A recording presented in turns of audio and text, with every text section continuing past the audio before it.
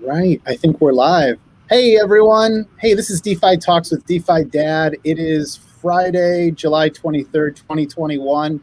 Today we're going to talk with my friend Richard Chen. Richard is general partner at One Confirmation. He has been someone who I have personally learned a lot from the last year. Just talking about the different concentrated bets he is making at One Confirmation. In the DeFi and NFT space. So, Richard, welcome to my new live stream. Whatever this is. How are you doing? Good. Thanks for having me on. It's been a while since I last was on your show. Yeah. We talked forever ago about super rare. At the time, we were talking about cryptoart.io. Yeah, we were talking about cryptoart.io at the time. Yeah, and it's funny because that was I think right around the Beeple 20 sale, and things exploded right after that. But yeah, let's start with just very briefly, in case anyone doesn't know you. Can you share a bit about your background, and then I just want to dive right into it. There's so much we can cover. We'll probably be talking today for about 30 to 45 minutes tops. Richard is on the bleeding edge of everything DeFi and NFTs. So anyways, Richard, how did you get started in crypto? Yeah, so it was back in 2015 when I was co-founded Stanford Blockchain Club, and really got into it more from the academic technical side, because I was studying cryptography, distributed systems, doing research in that space. And it just happened that blockchains and cryptocurrencies was the natural application of all of that. And 2017 came around, and then joined One Confirmation, and just been in the space since. Very cool. And I guess, do you want to call out some of the notable investments you've made? I mean, there's a lot. It's really like a who's who of the blue chip names in DeFi and NFTs. I want to call attention to some of the NFT investments you made, because some of those were much bolder. When you made them, and now everybody loves OpenSea and others like it. But anyways, yeah. Can you talk about some of the highlights of the investments you've made? Yeah, just pulling up a portfolio. So OpenSea, super rare for NFTs. In DeFi, there's Nexus Mutual, MakerDAO, DYDX, or some of the blue chips, Index Co-op, and others. And also with NFTs, I think we were the first fund to buy NFTs directly. So we, I think last time we spoke, we bought the very first super rare artwork, like token ID number 1, which is AI generated nude portrait by Robbie Barat. That was before the whole crypto art space exploded. So we've made quite a bit of NFT investments in blue chip stuff, we bought a Meebit skeleton, some OG crypto art, top shots from LeBron, Luka Doncic, and others. Yes, it has to have been a gratifying last year, to say the least. There's quite a few I told you so moments that you have the right to call out.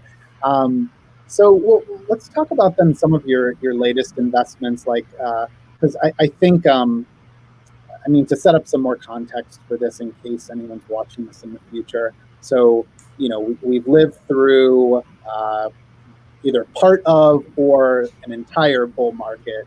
We've had a few months of market prices drawing down. We're down let's say 50-60% on Bitcoin, Ether, and so on. And I'm happy to report there's just so much fundamental value in our space. There are so many quality projects that are launching, and so I will say, at least when prices go down, what has always helped me to refocus my energy, my efforts, is to learn about new projects. And so we have a flourishing economy on Ethereum. We've seen a parabolic growth on Polygon's DeFi community. There's all sorts of other activity going on between Terra, Solana, whatever you classify BSCs activity. There's a lot happening there as well. So this leads us to this idea of cross-chain DeFi, and this ability to be able to hop between Ethereum, let's say, and Polygon trustlessly, permissionlessly, and obviously as quickly as possible. So we've got hop protocol to talk about here. Can you tell us a little bit about like what is the value here that hop protocol is looking to deliver, and then actually we can start to talk through it live here. Yeah. So the thesis behind that is if like in a few years, like crypto becomes multi-chain and there's like high TVL across like different layer 2s, layer 1s, then like interoperability and like kind of the infrastructure for moving assets between different chains is going to be key. And if you look at existing ways of doing it, they're mostly just like multi-sigs. So you're kind of trusting like a centralized party to like move the assets between chains, or they rely on like a separate blockchain with like its own consensus mechanism, and you have to like swap between like Ethereum to the native token of that blockchain, and then from that blockchain to say like Solana or something. So Hop, like they built a novel approach of doing cross-chain swaps using AMMs, where they're incentivizing liquidity to like flow between like layer 1 to layer 2 or layer 2 to layer 1 if the price of the AMM is like out of whack. So say if the price of USDC on Matic is like higher than Polygon, then you're going to incentivize arb traders to move their USDC from Ethereum to Polygon and like close that arb, and like that's how they keep the prices in check. And then they also have bonders, who are basically people who give you upfront liquidity, like kind of like a short-term loan, to bypass like the withdrawal delay. So like one of the big UX challenges for like Polygon, and especially optimistic rollups, is there's like a withdrawal delay when you want to move your funds from like Optimism back to layer 1, which currently is around 7 days. But you can pay a bonder a fee to get like instant withdrawal. And like the bonder also like runs an Optimism node to make sure that like there's not going to be any fraud proofs. And like if they think that there aren't going to be any fraud proofs, then they'll front you the liquidity for free. And like that really solves the UX problem with optimistic rollups, of like having instant liquidity between layer 1 and layer 2. So currently on Hop protocol, if anyone goes to app.hop.exchange, I'm on the send feature. So if I can choose between, here we go. I can choose between Ethereum mainnet, Polygon, and XDAI, and I can move back and forth between these.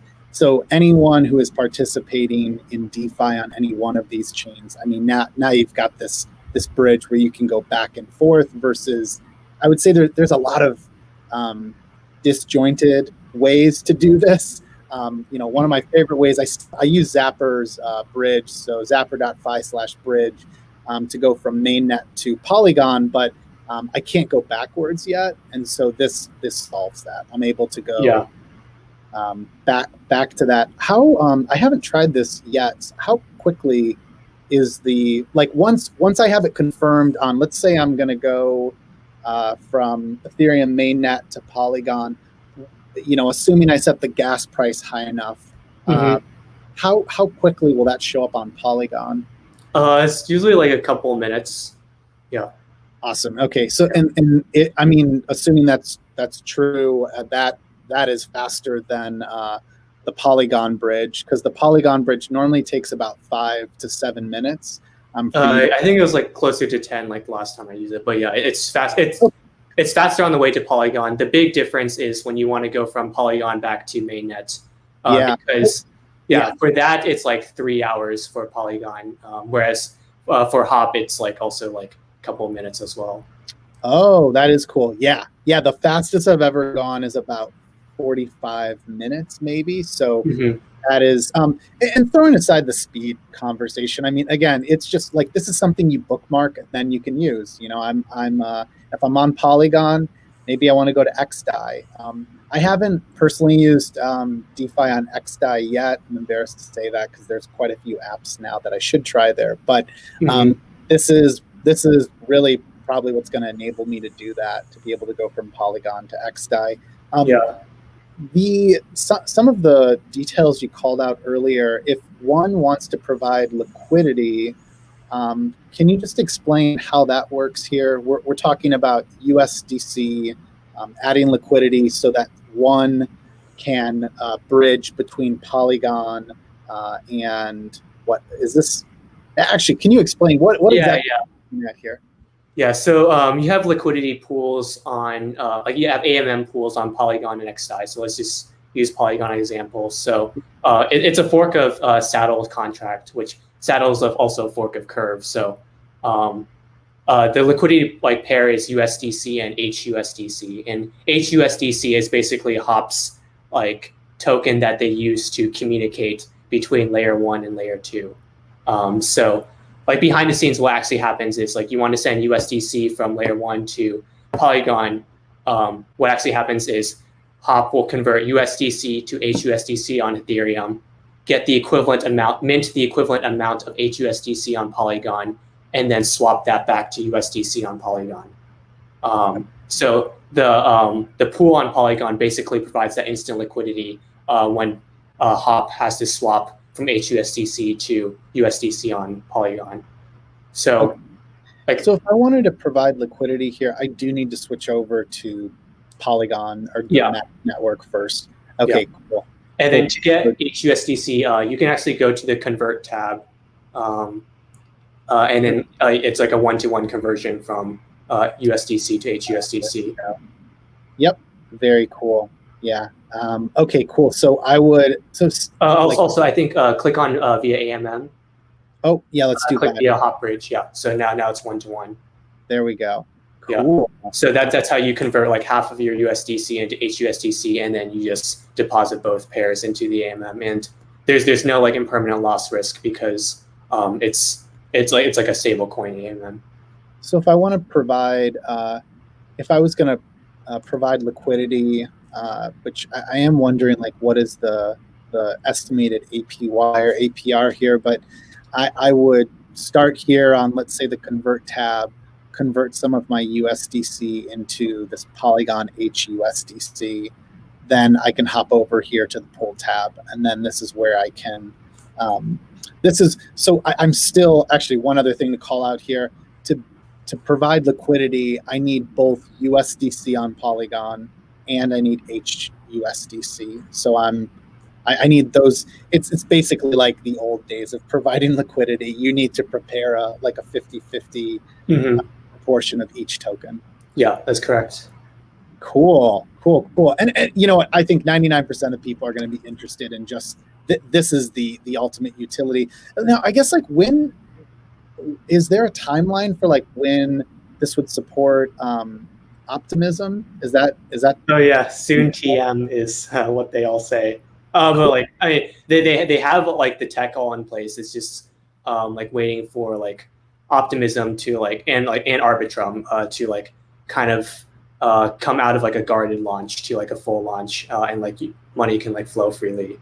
Because right now I think Uniswap and Optimism they cap you on your trade, so it's still not a fully permissionless system yet. But they have the Hop team has all of the infrastructure in place, and it's pretty easy to integrate new EVM based chains. Richard, do you happen to know how much a USDC LP is worth? That's one-to-one. It is one-to-one. So you can do the math here. I don't know what the price of Matic is right now, but that's how you calculate APY, which I think. So there's about 4 million USDC in value, $4 million of value that's been staked, and then each day there is about. So Matic is 87 cents right now times 32.46 times 365. So 4063. So it's about 25% right now. Yeah. Yeah. So you're earning about a little over the pool is earning a little over $1 million a year in Matic rewards, $1 million a year in Matic rewards, and TVLs around 4 million. So yeah, about 25%. Yeah, 30. I'm just double check. 3246 wrapped Matic times 87 cents times 365 days. So we're at about $1 million. Oh yeah, you're right. We got it there. Yeah. There we go. Yeah, about 25%. Cool. Yeah. So well, that's, I would say I'm guessing very few people know about that. Yeah. They haven't been like super like marketing about like they haven't like marketed the like liquidity program. No. This is great. Well, it's interesting because it's all stable coins too. Quick reminder: this is not financial advice. You shouldn't follow anything we're saying as a investment strategy. But I will say personally, for my own portfolio, I find it interesting anytime I can just use stable coins and earn yield. Few things to call out, though, of course, is I would personally be worried about smart contract risk. Hop is new; it's a newer protocol, and gosh, what else is there to think about? I mean, all the usual sorts of concerns. I guess like Matic risk. The risk of like LPing like the instant like liquidity pool is if there's like a bug in like a layer 2 or a side chain, everyone's like rushing to exit their liquidity. Like you're kind of like the sucker who's like taking the other side of the trade.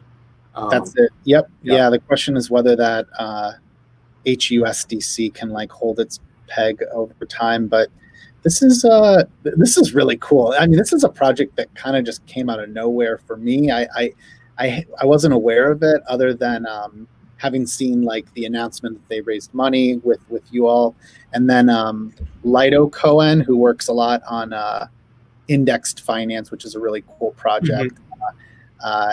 He also works on this, and I mean, it's exciting. Like this is part of the reason the community is so exciting to be a part of. Always some other like incredibly valuable tool that just comes out of nowhere. I really love the team as well. So like fun fact, they used to be smart contract auditors. They had their own auditing firm called Level K, like back in 2017. And actually before Hop, they were building a smart contract wallet called Ethereum, and Hop was actually a pivot from Ethereum. So what happened last year is, happened last year was like gas prices like killed the smart contract wallet use case. But like that was also around the time when there started to be like huge like urgent demand for layer 2s, and like this was like a pressing concern for layer 2s is because like kind of the interoperability of assets and like having that fast withdrawal, especially for like optimistic rollups, like that was a big issue, and that's why they pivoted to working on this. Pretty cool. That's a great story. I mean, just I remember Ethereum like trying the wallet, and I think you said it correctly. It kind of killed that use case, at least for some. We'll see what happens here in the next few years. Richard, should we hop over to Visor Finance then? I think we covered nearly everything here, unless there's anything else you think folks should know about Hop Exchange. I think that's about it. Cool. All right. So let me stop sharing that, and I'll share a different screen. I'm going to share the home screen just for a moment, and then we'll hop into the app, just because I think it helps to tell the story of what they're doing. So just some quick background on. Here we go. Which one is it? Oh, I guess we'll find out which screen. There we go.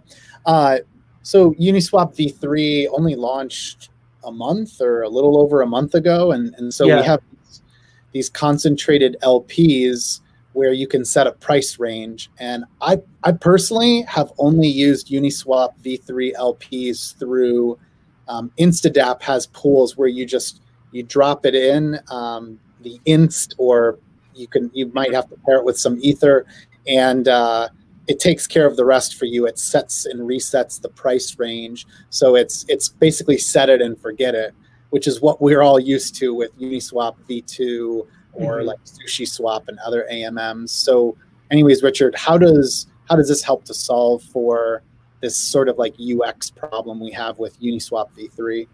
Yeah, I mean, the thesis behind Visor is just DeFi in general is like moving towards more active liquidity management. and like more capital efficiency. And like Uniswap V3 was kind of the trailblazer that did it, but now you see like Perpetual Protocol V2 is also doing active management. Sushi Swap, they just announced Trident like a few days ago, which that's also going to have active management for some of their pools. So there's going to like emerge an ecosystem of like active managers that are like setting the optimal price range and also rebalancing your LP positions as the market moves.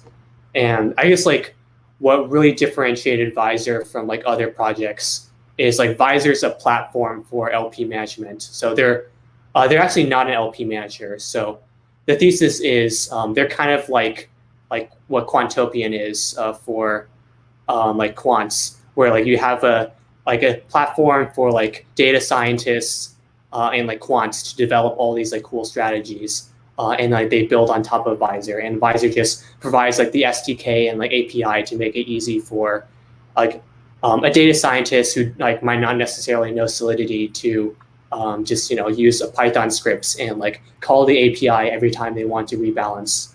And this is a lot more scalable strategy than like having to like be a quant yourself and having to like compete against like dozens of other like LP strategies that are going to emerge when you're just like the platform for it. Yeah, so let's talk through some of the strategies here. I'm going to switch screens here again. So I'm also going to drop in another link here. There we go. Here we go. So stop sharing that and reshare this tab.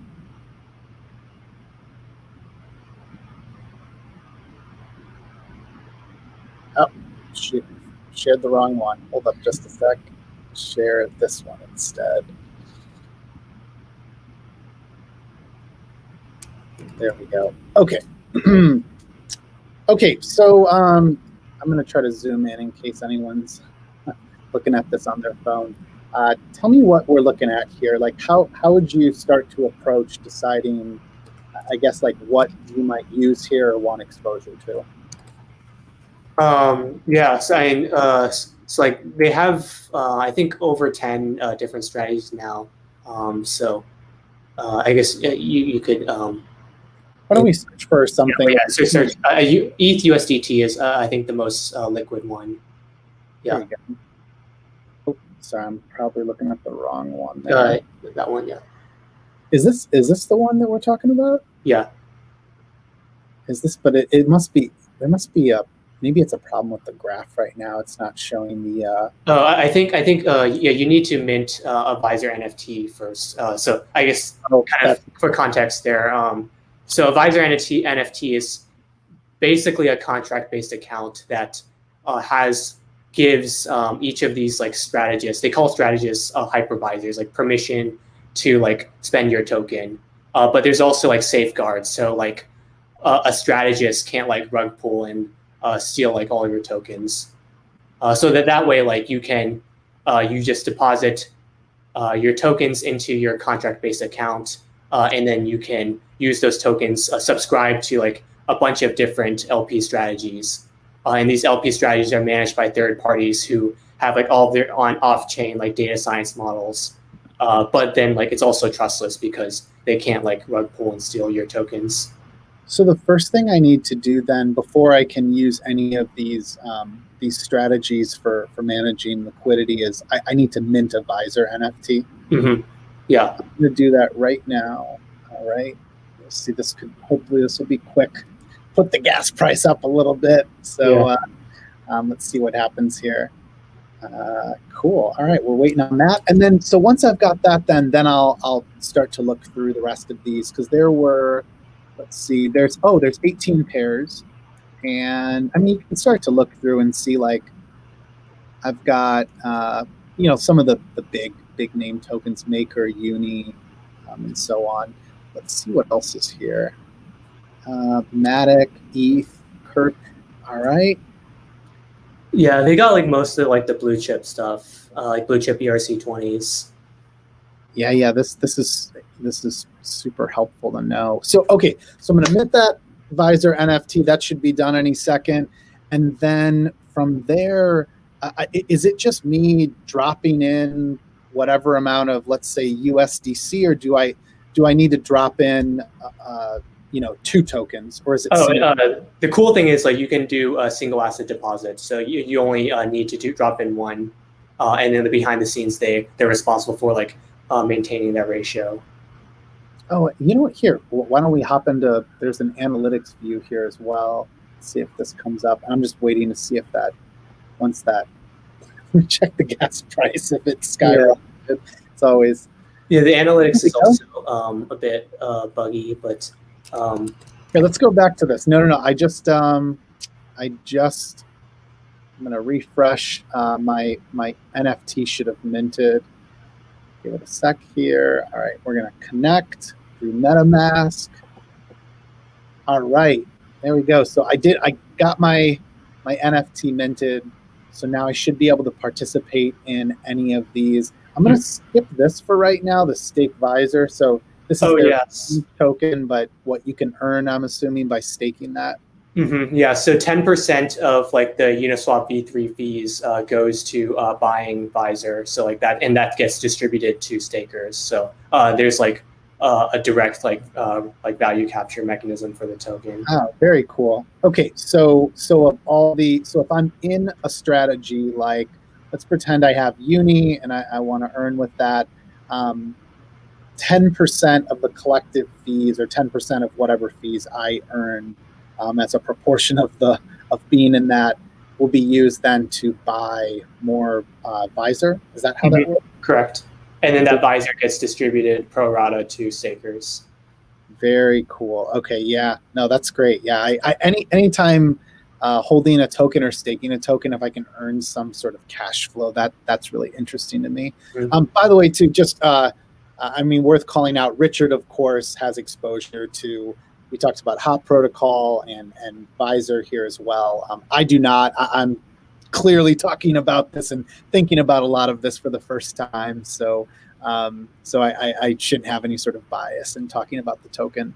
All right. So why don't we look at you said the USDT? Mm-hmm. All right. So I'll look at this a sec. Okay. So there's 1.2 million TVL. Is that just in this strategy, or is that like just that strategy? Okay, cool. Yeah, cool. There's a lot more liquidity in. Yeah. By the way, Visor also has deposit caps right now, just for like a secure guarded launch, which is why like you don't have like 9 figures in TVL.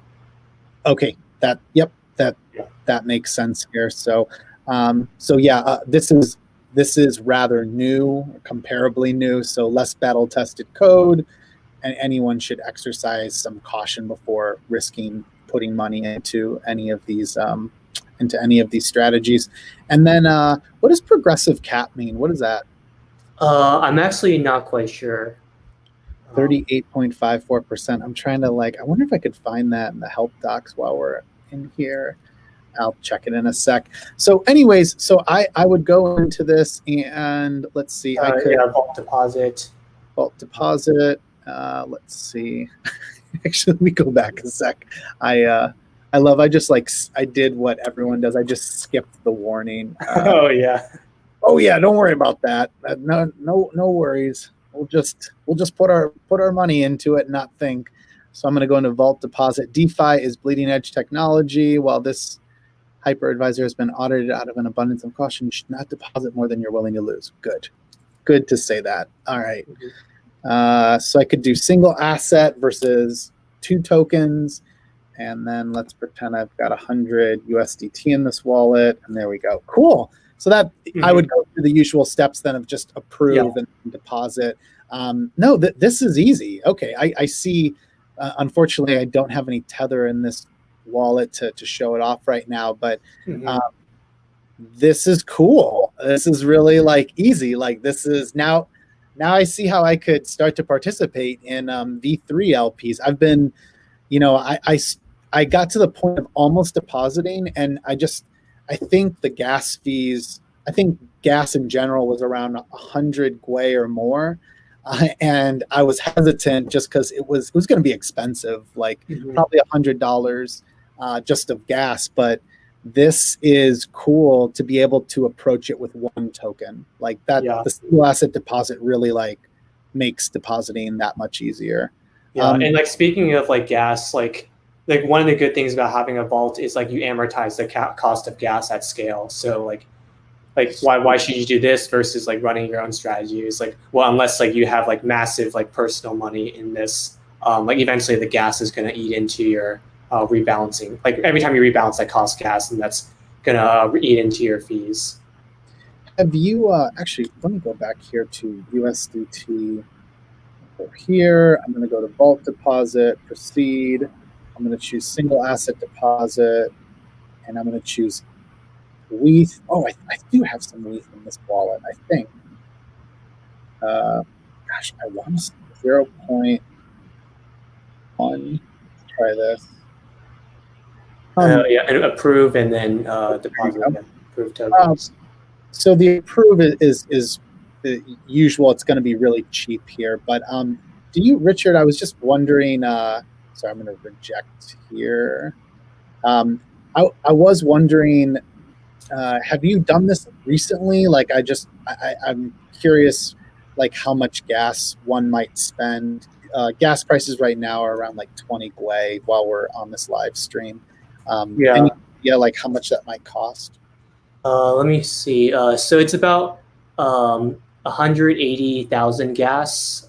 So that around 20 gwei would be like $5 to $10. There we go. Yeah, that is much cheaper than what it costs to go in the manual method of like using the Uniswap application. So man, this is cool. This is me and our team at Fourth Revolution Capital were talking about this and just think it's a really important development to enabling more to using concentrated LPs. Cool. Richard, anything else that you think folks should know about here? Like I might see if, here we go, performance analytics. This is cool. Anything you want to talk through here? I'm going to see if the data will load. I don't have the greatest internet signal, so it might not. But anything you can share in terms of the performance of Visor so far? Yeah, Delphi actually wrote a good report like on the state of like Uniswap V3 active managers, and like Visor like outperformed, like since inception, like they've outperformed like all the other active managers. They have in the report there's like a nice graph showing like performance over time. And what is what is the underlying mechanism that's like choosing that price range? I want to say, is it Visor that's using like Bollinger Bands? So there's actually an organization called Gamma Strategies. So it's like funded by the Visor DAO, and like it's a group of like data scientists from like Citadel and like these like Wall Street like traders and like quants who are like developing strategies. So it's like based on Bollinger Bands, which like you can probably guess is like the most logical strategy to use. And like they've also like done really good research, like published Dune dashboards and like blog posts on kind of the state of Uniswap V3. So I'm a big fan of the ecosystem that Visor has developed, and like it's still like the project has only been around for like a couple months, but they already have an ecosystem of like teams that are building on top of Visor. Wow. Yeah. What? Anything else we can expect from those that are building on top of Visor? Yeah, I mean, I think strategies are going to get like more sophisticated over time, and like this is why I think it was smart for Visor to be a platform for active managers, like not a strategist themselves, because you'll have like all these data scientists and like quants that are like competing against each other for like the best performing strategies, and you rather have all of them like build on your platform. Yeah, it's really cool. I mean, part of the reason I wanted to talk was just because these are two applications that I hadn't used, and I was like, these look like applications I should be using, especially like going back to Hot Protocol. That bridge is going to allow me to get to XDAI. So there there's a number of applications. I don't even recall the names now that I had been recommended, like, just to try. And now I can do that. But man, you definitely have opened my eyes on these Uniswap V3 LPs. I just got to figure out where I want exposure. Like that's really cool. I don't trust myself to set price ranges and to have, reminder to anyone, if you try to use a Uniswap V3 LP, you will first off choose a price range, which most of us would like. You can use these little like tickers to basically choose a certain percentage above the price and below it. So that's great. But what happens if the price changes drastically? Well, now, if let's say I entered the pool with Ether and Tether, and the price of Ether drops, I now have all Ether. But then if the price of Ether goes up, I would have technically all Tether if it went out of my price range.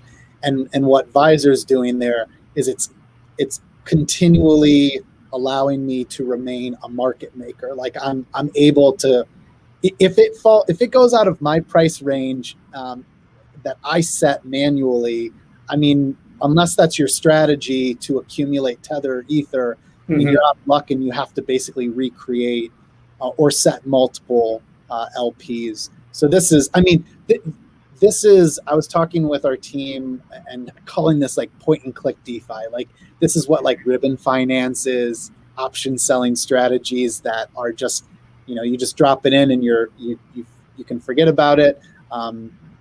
Yearn, of course, is sort of the pioneer of that in the space, like really making that a popular vault strategy to just drop in your liquidity and leave it.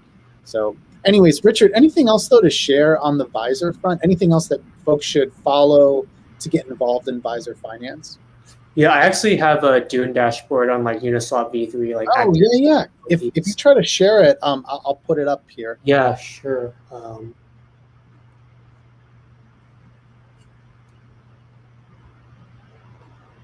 That's if you're not familiar with this, Richard is like the king of Dune analytics, and he actually, another site you built was there's cryptoart.io if you're into crypto art and you want to check out the analytics. There's nexustracker.io if you want to check out the analytics on Nexus Mutual, and then here's yet another one. So go ahead, Richard. What are we looking at here? Yeah. So can you see my screen?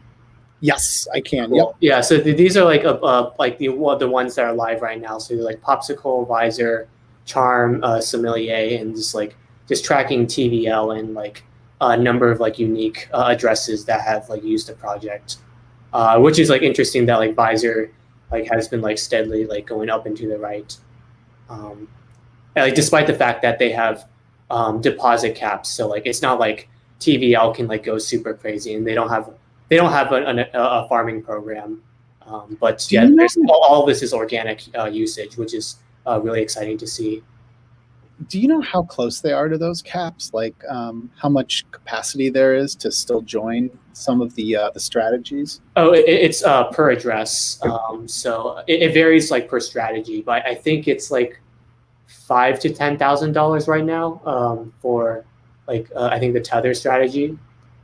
Okay. Oh, well, that's good to know then. So they're pretty filled up, which makes sense. How much longer will those caps remain before they open that up more? I'm not sure actually. I mean, they just finished their audit report, their first audit, and then they're like also doing a few more audits. So they'll probably like raise it gradually. So it's not going to be like all or nothing. And I should have asked you about this ahead of time, but I guess it is. This is me being genuinely curious. Did Visor have some sort of exploit a while ago? Am I confusing them with someone else? Yes. So that was basically the private key for their like admin. So like before they, while their project was undergoing audit, they had an admin key to like do like emergency like withdrawals just in case. Which like they've removed that since, but like basically the private key for the admin key got compromised, which I can't say like how that happened, but no. Yeah, just good to just recap. Yeah, but like that's been rectified by moving to a multi-sig. Yep. Yeah. This is in case anyone's like newer to this topic, when teams launch, there is, in most cases, there's like a progressive move to abstracting away centralized controls. I'm not making any excuses for the team, but like obviously, like this is a part of the risk. Like we're building on new decentralized computing networks, and there's just a lot of risk that still needs to be mitigated and battle tested over time. So anyways, yeah, no, good. Happy to see they like overcame that. Yeah, and like, they like immediately reimbursed like users with the treasury. So it was like 250K. So it wasn't like that much. That's rather small. Actually, today we're talking on a day. There's a second exploit that happened with Thorchain, and I think something like it was $8 million this time. So anyways, I'm only calling that out because it's just the realities of risk in our space, and a good reminder that like I will say, when I personally say, hey, like there's all this risk to consider, like you really should, think what happens if I lose all of my money in this application. And I think that helps to size positions. Like I personally won't put more in than what I can sleep on losing. And I've lost money in a few applications, and I was able to move on from them very quickly, despite being a little bit upset about it. So, that was just this tiny blip right here. But they reimbursed users, and then it moved on from there. Yeah, so they're up to about six million in TVL. With seven million in TVL. Yeah, man, this is gonna explode. Like this kind of reminds me in a way of convex finance. Very different utility, but like it's an augmentation of something that everybody desperately wants to use. So, convex boosts your curve earnings if you're an LP in curve, and this is essentially boosting your ability to earn as an LP in Uniswap, assuming that the strategies are working, which they seem to be working so far. So, gosh, anything else, Richard, on the analytics side that you think folks should know about Visor? I think that's it for Visor. I could share also the Dune, the Hop dash. Yeah, pull that up. That'd be great. This is probably a good one to wrap up on. Yeah. So this is Hop. I love like building all these like for portfolio companies like right when they launch. It's always like super like helpful for them. And like this is kind of their KPIs with daily volume, TVL on Ethereum, Polygon, XDAI. This like shows the breakdown of Polygon XDAI volume, which it's not surprising that like 90% is going to Polygon, given like how much application usage there is there. They already have over 400 users, 400 addresses, which that's impressive. Yeah. That Hop is the utility behind that. I can't imagine that folks aren't going to be bookmarking that. And then what's really cool is, so correct me if I'm like misframing this, but I think that the real value behind Hop is we will get to this point eventually where in the midst of performing DeFi actions, like you're staking this, you're providing liquidity here, when you can start to mix those actions across multiple chains, like that's what's going to be really cool. That's like cross-chain DeFi. Right now, it's more like I got to travel on the subway, from one city to the next. Then when I get off, I can have fun there. So I go from Ethereum to Polygon and go have fun in the city of Polygon. But what happens if I can? What happens if I can sit on Ethereum and stake some tokens or liquidity on Polygon, thanks to some sort of underlying protocol like Hop? So, anyways, is that a part of the future? Like, am I? Yeah. There's definitely a big roadmap for like different like areas that they can explore beyond just like integrating like every EVM based chain in layer 2. Yeah. No, really, really cool stuff. Richard, I guess before you go, anything else though that's been top of mind lately? Like we didn't talk about NFTs today. It's always like that's always been a hot topic to discuss. We're both very bullish on the NFT space, And I guess like I have heard lately, I think there was a talking point of like where the NFT market's dying off, and I don't. Do you have any charts handy of like OpenSea's volume? I say I saw that like OpenSea's had like some of it had record volume this past. I mean, it's only been like 2/3 of the month of July, and it's already like a record volume. And this is just Ethereum, by the way. So once you add like Polygon, so like there's a lot of OpenSea activity on Polygon with like Zrun and others. So yeah, the narrative is that OpenSea is that NFTs are dead, but like the data doesn't say so. Yeah. Really interesting. Yeah, it looks like other than monthly active traders, all of the other KPIs, fees, NFTs sold, volume are record high this month, which it hasn't been the end of this month yet. Wow. Yeah, that's cool. I distinctly remember like OpenSea and just like it felt like in 2019, like the space hadn't caught up, the hype hadn't caught up with like NFTs yet, and it's so funny to think back to that because I imagine Evan and the team have a good laugh now because they're just killing it. So really see that. And I guess Richard, anything to touch upon with Nexus? That's always top of mind in our conversations. Yeah, they just launched stacked risk covers. So basically how that works is before stacked risk cover, you would have to buy cover on every single money Lego. So you have to buy cover on Yearn. If say Yearn is using Curve for the yield farming, then you have to buy cover on Yearn. You have to buy cover on Curve as well. But with stacked risk cover, is just one insurance cover that you buy on just one product. And it just covers when the LP token depegs. So it includes things like a hack in Yearn, a hack in Curve. If USDT like depegs and becomes insolvent, and like you'll get a claim payout there. Yeah. It's solving a big problem in DeFi insurance because the average user just isn't going to like think, well, let me check into the underlying Yearn strategy, and it turns out I have exposure to Curve as well. I guess I need to buy cover now for both Yearn and Curve.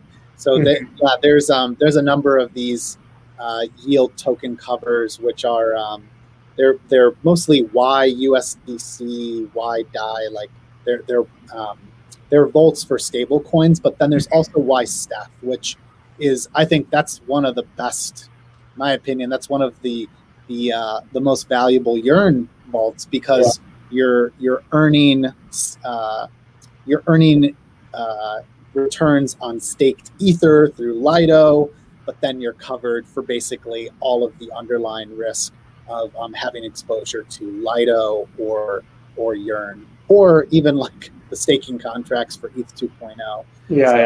Yeah. Speaking of Lido and staked ETH, Nexus is actually one of the largest stakers in Lido. So they just put 10% of their capital pool, so about 15,000 ETH into Lido staked ETH. So I think them, Paradigm, and Three Arrows are like the three largest depositors in Lido. Which is like exciting. And like they're earning about 2.3, 2.4 ETH a day. And like if you look at insurance companies, like traditional world insurance companies, most of them actually lose money in the core business, which is like premiums minus claims and expenses, but they make that back up through investment earnings. And like that's effectively like, Nexus is already like extremely profitable in their core business, but they're getting an extra revenue source from like Lido staked ETH. Yeah. That's it. That pot of money, there's like 162,000 Ether, and it's like 335 million or 40 million. I checked. It's nexustracker.io if anyone's wondering. That's what Richard built. But that amount of money, that is a very productive capital. Yeah. I mean, you just have all that cash sitting around, and like you want to earn yield on the float. So that's how insurance companies just end up being investment vehicles, which is that's only 10% right now. Just to call, in case anyone missed that, it's 10% of the pool is being used in that way. The rest of it, at this point, is not being used to earn. but there's ideas around like how to put more of it to work without being vulnerable to, for example, like if there were an exploit and you lost a certain amount of ether, like you want to make sure that that you have enough ether to cover all the claims for active covers in Nexus. Yeah. Yeah, and then there's like investments like working groups that are now being formed in Nexus. So like they can, like in the long run, they can even like delegate money to like fund managers, and then fund managers, like third-party fund managers, are responsible for like earning yield for Nexus. And like, you know, that's kind of pretty far out in the long run. Well, hey, Richard, I kept you way over time, but just thanks so much. It's so good to catch up, and yeah, just congrats on the continued like killer investments you've made. I'm a big fan of just what you stand for, and I think these were two in particular where I was just like, there's so much utility behind this. I think one of the things I really love about the way that you've approached investing in DeFi is you're not, it's not a spray and pray approach. I mean, you are making concentrated bets on what you can sit in long term. And anyways, these are two things though in particular I think will really strengthen the DeFi community. So just, yeah, keep up the awesome work, dude. Cool, thanks. And if anyone wants to follow you, they can follow you here on Twitter. Reminder to everyone to subscribe at DeFiDad.com. I'll be making, I'll continue to make free tutorials there and be doing live interviews like this. And yeah, I think that's about it. Anything in the comments? Nope, we're all good to go. Richard, I'm going to just end the broadcast and we'll be in a green room. So thanks everyone for tuning in, and have a great weekend.